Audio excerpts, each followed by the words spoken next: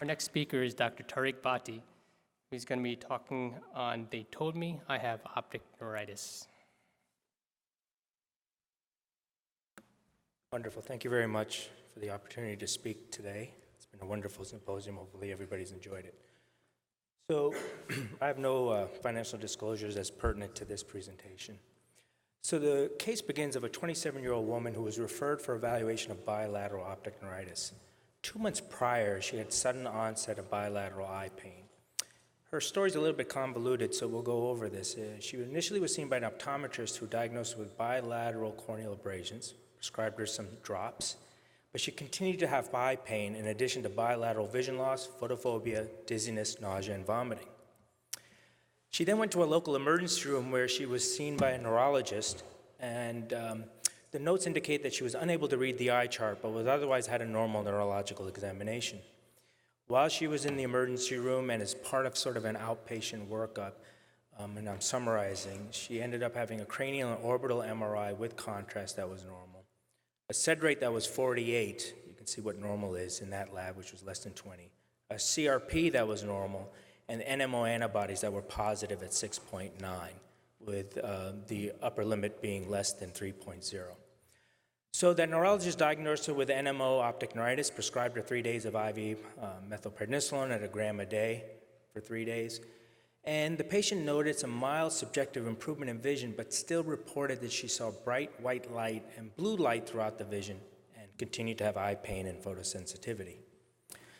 So her past medical history was noted for allergic rhinitis, reactive airway disease, bipolar disease, depression, obesity, and polycystic ovarian syndrome. You can see the medications that she was taking for all of those medical problems. So 8 weeks later, she shows up in the neuro-ophthalmology clinic as per a referral because of those continued visual problems. And she comes in wearing dark sunglasses, and her mother is navigating her throughout the hallways of the eye clinic. Her visual acuity was 2400 in both eyes. Her color vision was down to 7/10 in the right eye and 8/10 in the left eye. Her pupils were equal, briskly reacted to light. There was no RAPD. Her confrontation visual field testing showed she had peripheral constriction, but she was unable to perform automated perimetry because she was complaining of so much eye pain and photosensitivity. Her slit lamp was normal, her intraocular pressures were normal, her eye movements were full, and her fundus examination was completely normal. And just to complete the picture, an OCT was also performed, and as I mentioned, she couldn't get the visual field automated perimetry, and this was read as normal as well.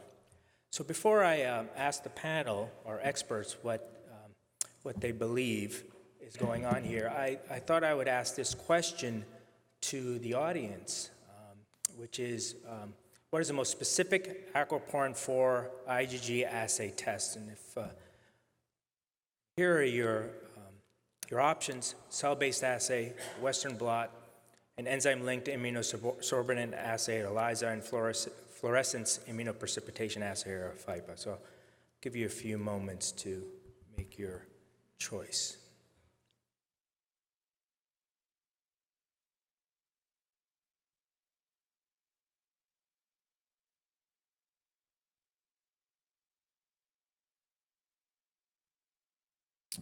Okay, wonderful. Thank you. So I have a couple of questions for our panelists. So this is really the murderer's row here, I think, neuro-ophthalmologist. So first of all, panel, do you agree with the diagnosis of optic neuritis? And if not, why not? And if yes, why yes? So we'll start with that question first. So I'm going to start off because I know someone on our panel has published on this, the issue of whether a patient comes into your office with sunglasses on, and the incidence of non-organic visual loss that has to do with whether you wear sunglasses. And I believe not only whether you wear them, but how many pair you wear. Is that correct, Dr. Buse? That's right. Years ago, we had a resident rotating with us who was a pediatric neurologist, and the patient came with non-organic vision loss and was wearing sunglasses, and we were commenting on it, kind of joking, saying, you know, if you don't see in NEU05, you shouldn't be wearing sunglasses. If anything, you want more light, so you turn the lights on, you don't turn the lights off. And he said, oh, it's like the teddy bear sign. You said the teddy bear sign. Yeah, in pediatrics, when you have a patient who is older than 12 years old and comes for 24-hour recording, EEG recording to evaluate for possible seizures versus non-epileptic seizures, if they walk in with a teddy bear, you don't need the test. It's non-epileptic seizures.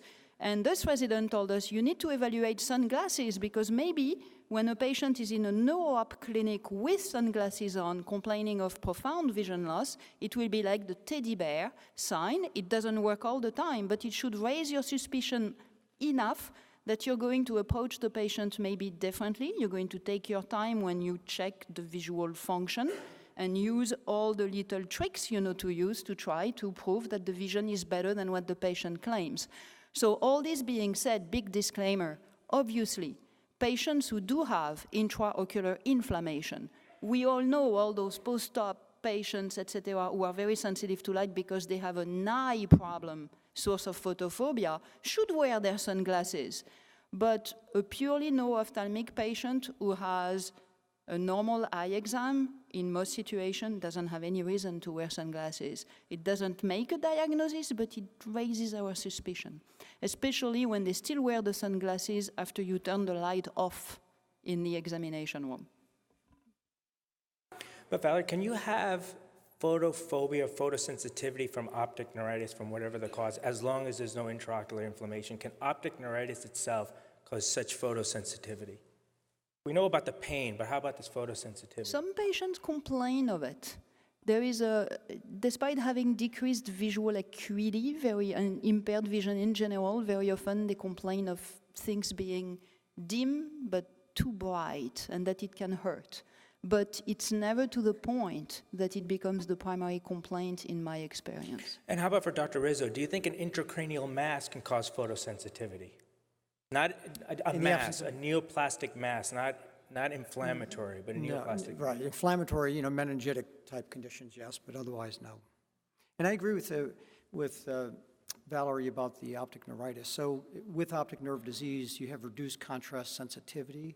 That degrades vision, and the brighter the environment, the more the vision can be degraded. So some patients don't want to be around bright light because it reduces the vision. That's different, though, from real photophobia, right, which is what you were saying, yeah. What about the OCT and it being normal now 8 weeks out, Dr. Carden? You're a specialist in OCT. I was trying to look at the slide that you showed in terms of whether that showed the ganglion cell analysis. Because, let me go back. The reason I say that is, what do you expect if there is an optic neuritis? So in the middle there, is that the ganglion cell analysis? Actually, it's just the average thickness of the macula. We don't have, my understanding was, this was not my case, but it was the GCL analysis was normal. Because that's important. Is that the GCL analysis?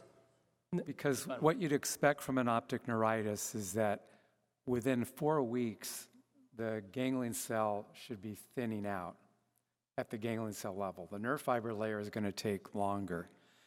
And if you have a patient that 2 months ago had profound visual loss and didn't recover, whether it's neuromyelitis optica or some other optic neuritis, I would definitely expect thinning of the ganglion cell layer at that time point. Does that matter how retrobulbar the process is in terms Correct. of the time? It doesn't matter if it occurs right before the chiasm or if it occurs in the orbit. You see that degeneration fairly rapidly in the ganglion cell layer. Now, the MRI story is more difficult. It had to be reviewed to make sure there wasn't optic nerve enhancement, but that was done at 2 months later, I believe. The original MRI was done when she had the vision loss, when she was seen by the neurologist. Then I would make sure I reviewed that, because you want to look to make sure that whether there's enhancement along the optic nerve, and if it's in the orbit, there has to be fat suppression to see it. And often outside hospitals might not do that, and so you might get thrown off the track. So with a bona fide optic neuritis, during the first 2 weeks or so, you should definitely see optic nerve. What percentage would you, in your experience, because I've heard different numbers. If I don't see it, I'm really worried that's not the right diagnosis. But can you have optic neuritis and have a bona fide MRI brain in orbits with fat suppression and gadolinium and still be optic neuritis? I'd say very, very rarely. Dr. Arnold, what do you think? Yeah, I think you can. It's rare. I mean, usually it's over 95%. You're going to see something on a good fat-suppressed image. But if the optic neuritis is localized to the optic nerve head, you may not see anything on the imaging. I think in our study, I think we had 2 out of 39 that might not have enhanced, and in both cases, I thought we might have had the wrong diagnosis. Right, so it is very atypical, assuming you have a high-quality scan with, as we said before, including coronal images that are fat suppressed. Well, could this be retrobulbar ischemic optic neuropathy? By 8 weeks, it ought to be showing more in the way of optic atrophy, nerve fiber layer loss, et cetera. Yeah. So let me get back. I had another question for you guys, and the question was, what do you make of the positive NMO antibody? We all agree that's a problem. We do not like it. Nobody likes to have positive NMO antibody. So all this being said, we have to be careful not to get too many tests when knowing that any test, even the best test in the world, will have false positive and false negative. There is not a single test that works 100%. And so each time we obtain a test, we need to have a pre-test hypothesis. And we need to ask ourselves, how likely is it that this patient will have this disease or that disease, and what am I going to do with this test?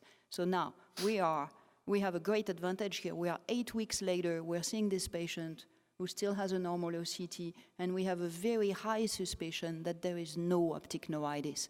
In this setting, it's easy to discard the test and say, oh, let's repeat it, maybe it was a false positive. However, if I had been the one seeing this patient acutely, I would have been very highly suspicious of optic neuropathy, maybe not IDIS without optic nerve enhancement, and I think I would have obtained the NMO antibodies, and I think I would have been very disturbed by the positive result. Yeah. Me too. Let's be honest. You think this patient had optic neuritis when she was seen by the neurologist?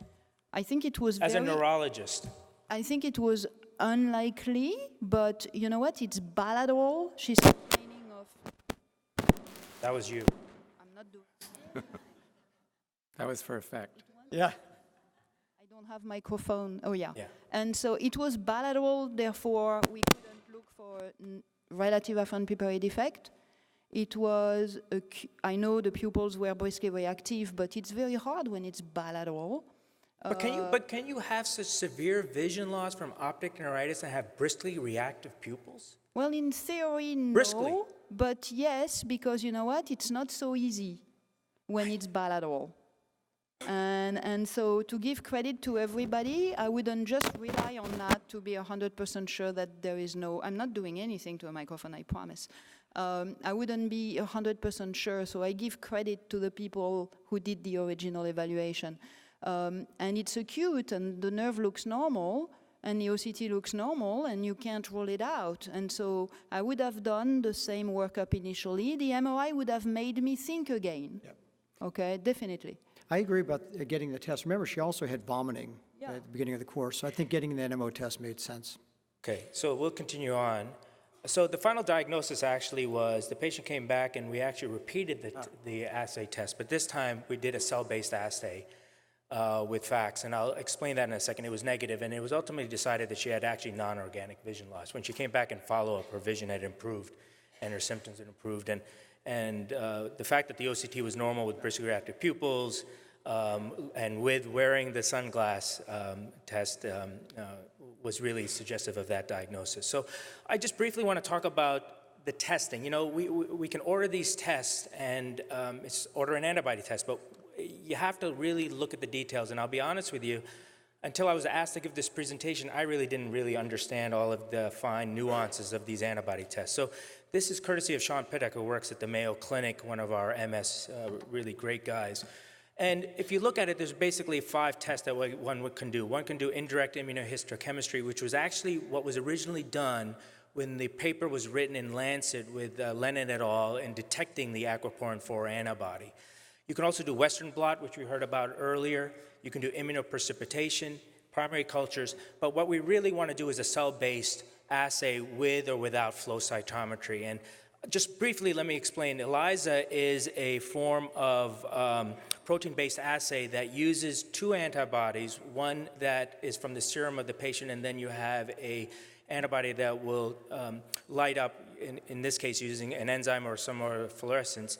Western blot we've heard about, but it's a cell-based assay test that you want to get. And there's two types of cell-based assays. One that is a fixed cell, which are dead cells, or you want to use the live-based cell assay. You have commercially expression I think vectors. we need to start to summarize. Okay, that can carry the aquaporin 4, and FACS is basically a way of sorting out these cells using both fluorescence as well as an electrical current. And the bottom line is, if you're going to order this test, you want to order the CBA, not the ELISA, because the ELISA has a very low positive predictive value. With that, thank you very much. Thank you, Dr. Body.